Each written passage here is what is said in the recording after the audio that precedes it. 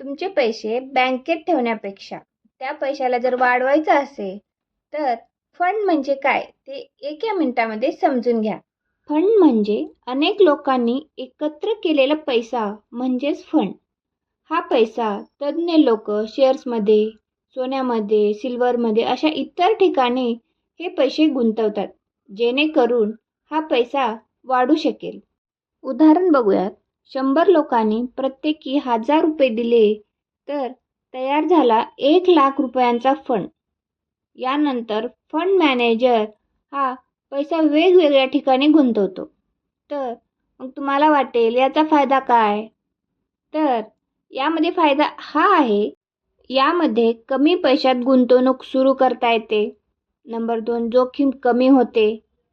Number 3, तज्ज्ञ लोक पैसे व्यवस्थापित करतात म्हणजे म्युच्युअल फंडमध्ये, इंडेक्स फंडमध्ये, डेबिट फंडमध्ये असे अनेक प्रकारचे फंड आहेत.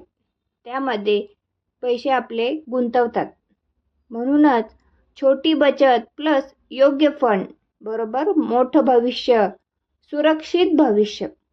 अशाच सोप्या फायनान्शियल माहितीसाठी पैसा वाढवा या चॅनलला सबस्क्राईब करा, फॉलो करा.